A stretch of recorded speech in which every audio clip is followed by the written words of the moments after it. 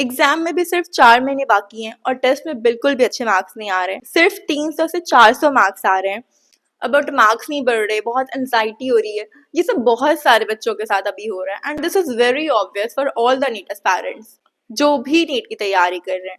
देखो, मार्क्स अचानक से नहीं बढ़ता है, टाइम लगता है मार्क्स बढ़ने में एंड सारे नीट एस्पायरेंट के साथ ऐसे ही होता है। इनिशियली बहुत कम मार्क्स आते हैं, मेरे खुद 300 से 400 तक मार्क्स आते थे एंड फिर वो ग्रेजुअली बढ़ता गया। तो आज मैं आपको कुछ ऐसी चीज़ें बताने वाली हूँ और ये वीडियो अगर आपने 100% अप्लाई किया तो 110% आपको रिजल्ट देखने को मिलेगा। बहुत सारे बच्चे बहुत सारे वीडियोस देखते हैं एंड उन वीडियो से वो सिर्फ 2 से 3% ही चीज़ों को फॉलो कर पाते हैं एंड फिर कोई फायदा नहीं होता है। फिर वो एक वीडियो से दूसरे वीडियो से तीसरे वीडियो पे बस जाते रहते हैं। आपको ये नहीं करना है। मैं आज आप लोगों को जो कुछ भी बताने वाली हूँ, अगर आप लोगों ने इन सब चीज़ों को अच्छे से फॉलो किया तो 110% आपको रिजल्ट देखने को मिलेगा। फिर आप लोग 1 वीक बाद, 2 वीक बाद जब भी आप लोग का टेस्ट होगा तो फिर आप लोग अपना रिजल्ट शेयर करना। ये चीज़ें आप लोगों को एक्चुअली में बेनिफिट की है या नहीं। आई एम श्योर कि अगर आपके भी 300-400 मार्क्स आ रहे हैं तो आप 500 मार्क्स स्कोर करोगे, 600 मार्क्स स्कोर करोगे। अगर आपने सीरियसली इन सभी चीज़ों को फॉलो किया और आपने वो माइंडसेट के साथ पढ़ना शुरू कर दिया तो जो भी चीज़ें मैं अभी इस वीडियो में आप लोगों को बताने वाली हूँ। So let's start the video. In case you are new to my channel, this is me, Medko Sanan Aman, a second year MBBS student in Jawaharlal Nehru Medical College, Bhagalpur, Bihar. First of all, if your marks are not increasing, it means your preparation are not very much completed. तुमने अपनी तैयारी ही वैसे नहीं की जैसे तुम्हें तैयारी करनी चाहिए थी एंड दैट्स वाई तुम्हारी टेस्ट में मार्क्स इंप्रूव नहीं हो रहे हैं। तुमको एक्चुअली में पता ही नहीं है कि एक्चुअली में प्रिपरेशन होती कैसे। तुम कुछ XYZ चीज़ें कर लेते हो और फिर तुम्हें लगता है कि तुम्हारी प्रिपरेशन हो गई, इस चैप्टर को तुमने अच्छे से कर लिया एंड अब तुम्हें टेस्ट देने चाहिए। फिर तुम सोचते हो कि ये चैप्टर तो तुमने अच्छे से प्रिपेयर कर लिया, फिर भी तुम्हारे टेस्ट में मार्क्स क्यों नहीं बढ़ रहे। सबसे पहले एक चैप्टर को अच्छे से प्रिपेयर होने का मतलब है कि आपने सबसे पहले उस चैप्टर के नोट्स बनाए हैं एंड देन आफ्टर आपने उस नोट्स को 2 से 3 बार पढ़ा है। उस बनाए हुए नोट्स को 2 से 3 बार पढ़ने के बाद आपने एनसीईआरटी कम से कम 5-6 बार पढ़ी है। हर लोग का अलग अलग होता है। Main point is that NCERT आपने इतनी बार पढ़ी हो कि आपको उसका एक एक लाइन अच्छे से याद हो, उस लाइन का इन डेप्थ मीनिंग पता हो एंड आप बुक बंद करो तो सारी चीजें रिकॉग्नाइज कर सको, सारी चीजों को याद कर सको। ऐसा नहीं हो कि सब ब्लैंक हो जा रहे हो, क्वेश्चन करने टाइम कुछ याद ही नहीं, कुछ समझ ही नहीं आ रहा कि ये कौन से टॉपिक से आया है, कौन से पेज से आया है। दैट मीन्स कि आपने अपनी एनसीईआरटी अच्छे से पढ़ी नहीं। एनसीईआरटी पढ़ने के बाद आपको एनसीईआरटी ओरिएंटेड क्वेश्चन बैंक करने हैं। जितने भी PYQs हैं एटलीस्ट हर चैप्टर के 100 to 150 MCQ करने हैं एंड वो नीट ओरिएंटेड MCQ ही होना चाहिए एंड देन आफ्टर आपको उस चैप्टर के PYQ करने हैं। अगर आपने ये सारी चीज़ें कर ली हैं, आपने नोट्स बनाए हैं, उस नोट्स को 2 से 3 बार रिवाइज किया है, आपने अपनी एनसीईआरटी पढ़ी और बहुत अच्छे से पढ़ी है कि आपको हर एक लाइन उसका याद है, हर एक लाइन का मीनिंग याद है, आपने एनसीईआरटी ओरिएंटेड क्वेश्चन किए हैं एंड देन आपने उस चैप्टर के PYQ किए। अगर आपने किसी चैप्टर की सारी चीज़ें की हैं देन आफ्टर आप ओनली कह सकते हैं कि आपका वो चैप्टर अच्छे से प्रिपेयर हो चुका है। और इसी तरह आपको सारे चैप्टर्स के लिए करना है और आपको क्वेश्चन करने टाइम जो चीज़ें भी एक्स्ट्रा मिले उन सभी चीज़ों को अपने नोट्स में ऐड ऑन भी करना है। अगर मैं बात कर लूँ फिजिक्स और फिजिकल केमिस्ट्री की, उसमें आपको फॉर्मूला नोट्स बनाने हैं और अगर इनऑर्गेनिक केमिस्ट्री और बायोलॉजी की बात आती है तो उसके लिए आपको शॉर्ट नोट्स बनाने होंगे। ये सारे प्रोसीजर करने के बाद आप कह सकते हो कि आपने इस चैप्टर को अच्छे से प्रिपेयर कर लिया एंड इसी तरह हर चैप्टर के करने हैं। देन आफ्टर आपको चैप्टर वाइज टेस्ट देने हैं, सब्जेक्ट वाइज टेस्ट देने हैं। जैसे एक सब्जेक्ट के 4 से 5 चैप्टर के टेस्ट मान लो आ रहे हैं तो आपको पहले पार्ट वाइज टेस्ट देना है। अगर आप पार्ट वाइज टेस्ट देते जाओगे तभी आप फुल सिलेबस टेस्ट दे पाओगे। अगर आप पार्ट वाइज टेस्ट ही नहीं दोगे तो आपके फुल सिलेबस टेस्ट देने का कोई फायदा नहीं होगा क्योंकि आपको उस चैप्टर से कैसे क्वेश्चन आ रहे हैं पता ही नहीं है। अगर आप डायरेक्ट फुल सिलेबस टेस्ट पे आ जाओगे या मॉक टेस्ट पे आ जाओगे, बहुत सारे बच्चे भी यही सोच रहे हैं कि उनकी वो पार्ट टेस्ट दे नहीं रहे, पार्ट टेस्ट स्किप करते जा रहे हैं जस्ट बिकॉज उनका सिलेबस कंप्लीट नहीं हुआ है। एक माइंडसेट ये है कि अभी सिलेबस कंप्लीट नहीं हुआ है, चैप्टर कंप्लीटेड नहीं है तो पार्ट टेस्ट छोड़ देते हैं, जब चैप्टर कंप्लीट हो जाएगा तब डायरेक्ट मॉक टेस्ट देंगे। अगर आपका भी ये माइंडसेट है तो ये बहुत गलत है। अगर तुम भी ये कर रहे हो तो तुम्हें कोई फायदा नहीं होने वाला है।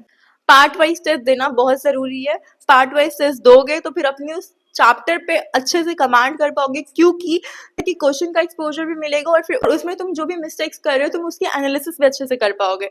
यही काम अगर तुम डायरेक्ट मॉक टेस्ट में करने लग जाओगे तो तुम बिल्कुल भी अच्छा स्कोर नहीं कर पाओगे और तुम्हारी कहाँ पे गलतियां वो भी तुम नहीं पहचान पाओगे। So I have told you about the ideal way of preparing your chapters. अगर इतना भी कुछ करने के बाद भी आपके टेस्ट में अच्छे मार्क्स नहीं आ रहे, the reason can be less confidence and nervousness you face while giving the test. बहुत सारे बच्चे क्या हो जाते हैं, टेस्ट देने से पहले ही नर्वस हो जाते हैं कि अगर टेस्ट में अच्छा मार्क्स नहीं आएंगे, रिलेटिव क्या बोलेंगे, आस पड़ोस के लोग क्या बोलेंगे, पेरेंट्स क्या बोलेंगे, इन सब डर से वो पहले ही नर्वस हो जाते हैं।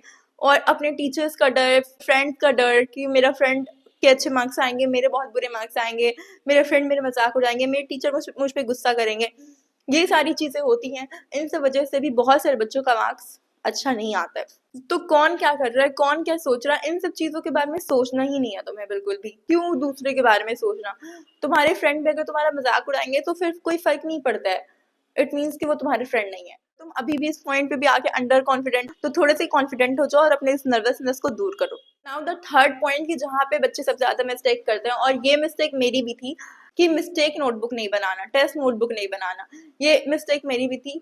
आई do not use to make test notebook. Test notebook बनाना बहुत इंपॉर्टेंट होता है। मैं अपने हर वीडियोस में बोली हुई हूँ कि टेस्ट नोटबुक बनाओ। टेस्ट नोटबुक से तुम अपनी मिस्टेक्स की एनालिसिस कर सकते हो और बहुत अच्छी एनालिसिस होती है। देखो, बहुत सारे बच्चे पूछते हैं टेस्ट नोटबुक क्या बनाना है, कैसे बनाना है। Suppose like I have a copy, like I have this notebook, okay? तो सबसे पहले तुम्हें क्या करना है कि जैसे तुम्हारी एक पेज है, तो इस पेज पे तुम्हें जो भी तुमने मिस्टेक्स की हैं, लाइक अगर तुमने सिली मिस्टेक करा है, मतलब तुमने बबलिंग ही गलत की है, तो तुम वो लिख दो। अगर मान लो तुमने कहीं पे कोई कैलकुलेटिव मिस्टेक की है, तो तुम लिख दो कि आप क्वेश्चन नंबर 6 कैलकुलेटिव मिस्टेक। अगर तुम कोई कॉन्सेप्ट भूल गए या तुम्हें कुछ नया कॉन्सेप्ट मिला, तो तुम वहां पे वो लिखो कि न्यू कॉन्सेप्ट है। ठीक है, मैं ऐसे ही करती थी। हर जो भी क्वेश्चन मेरा गलत हुआ, सबके क्वेश्चन लिखती थी, उसके आंसर लिखती थी, और क्यों वो गलत हुआ उसका रीजन लिखती थी। मेरा कोई कैलकुलेटिव मिस्टेक हुआ, कोई न्यू कॉन्सेप्ट था, या मैं फॉर्मूला भूल गई, या मैं कोई दूसरा फॉर्मूला लगा दी, क्यों लगा दी, हर चीज लिखती थी। और हर 2 दिन में मैं उसको रिवाइज करती थी। मतलब अपने टेस्ट नोटबुक को तो रिवाइज करना ही करना है, और टेस्ट देने से पहले तो बिल्कुल करना है। अगर तुम ये चीज करने लगोगे तो तुम डेफिनेटली अपने नेक्स्ट टेस्ट में बहुत इंप्रूव करने वाले हो। टेस्ट नोटबुक बनाओ, बिल्कुल बनाओ। ना कुछ बच्चों के साथ क्या होता है कि उनका कोई चैप्टर बहुत वीक है, तो अगर कोई चैप्टर बहुत वीक है, तुम्हें बिल्कुल भी नहीं आता है, तुम्हारे पास इतना टाइम भी नहीं कि तुम उसको इन डेप्थ पढ़ो या उसके हजारों क्वेश्चन लगाओ, तो तुम पीवाईक्यू की एनालिसिस करो कि पीवाईक्यू में इस चैप्टर से कितने क्वेश्चन आते हैं और किस तरह के क्वेश्चन आते हैं। मतलब तुम अगर पीवाईक्यू का ट्रेंड देखोगे ना, तो हर चैप्टर का एक ट्रेंड सेटअप है कि इस चैप्टर से इसी तरह के क्वेश्चन आएंगे, इसी टॉपिक से क्वेश्चन आएंगे। तो उस टॉपिक पे पॉइंट आउट करो और उस टॉपिक की सिर्फ रिलेवेंट क्वेश्चन करो कि इस टॉपिक से क्वेश्चन आते हैं मेजॉरिटी, और इस टॉपिक से कैसे कैसे क्वेश्चन आते हैं, बस उन्हीं सब क्वेश्चन को कर लो। पर्टिकुलर उस टॉपिक के लिए तुम वीडियो भी देख सकते हो। उसके बाद सबसे पहले तुम उसका वीडियो देखो। वीडियो देखने के बाद, वीडियो लेक्चर देखने के बाद तुम उसके सॉल्व्ड क्वेश्चंस करो। ठीक है, तुम्हें वो बिल्कुल भी नहीं आता ना, जैसे मान लो किसी बच्चों को रोटेशन बिल्कुल नहीं आता, तो वो जो टॉपिक से सबसे ज्यादा क्वेश्चन आता है, वो टॉपिक का वो पहले वीडियो लेक्चर देख ले, उसके बाद वो उसके सॉल्व्ड क्वेश्चन करे। सॉल्व क्वेश्चन करते करते तुम्हारा कॉन्फिडेंस उस पर थोड़ा बिल्डअप होगा। उसके बाद तुम उसके थोड़े मॉडरेट क्वेश्चन, थोड़ा नॉर्मल से क्वेश्चन जो एग्जाम में आते हैं बहुत, वो सारे क्वेश्चन करो। तो ये जो तुम्हारे वीक टॉपिक्स है, तुम उन्हें इस तरह से कवर कर सकते हो, और फिर तुम टेस्ट दो। तो दिस वाज ऑल अबाउट कि आपको टेस्ट देने से पहले अपनी कौन कौन सी चीजें करनी है, एंड जिसके बाद अगर आप टेस्ट दोगे तो आई एम श्योर 110% आपके मार्क्स इंक्रीज होंगे। नेक्स्ट वीक या 14 दिन के बाद जब भी तुम्हारा टेस्ट हो, लेट मी नो कि तुमने इसे फॉलो किया या नहीं, और करने के बाद तुम्हारे मार्क्स इंप्रूव हो रहे या नहीं। सी, मेरे तो इंप्रूव हुए थे। मैंने जब जब ये किया तब मेरे मार्क्स इंप्रूव हुए। लिटरली मैं भी आप लोग की तरह 300-400 स्कोर करती थी, और फिर मैं 650 प्लस स्कोर करने लग गई थी। तो ये सब भी मैंने अपने प्रिपरेशन के टाइम पे ही सीखा कि मुझे ऐसे करना चाहिए, ऐसे करना चाहिए, ऐसे करना चाहिए, एंड देन आफ्टर ही मैं भी अच्छा स्कोर करने लगी। तो इन सभी चीजों को तुम भी फॉलो करो, एंड आई मस्ट से तुम्हारे मार्क्स इंप्रूव होंगे। That's all from my side. I hope you like the video. If you like the video, please do like, subscribe and share, and thanks for watching.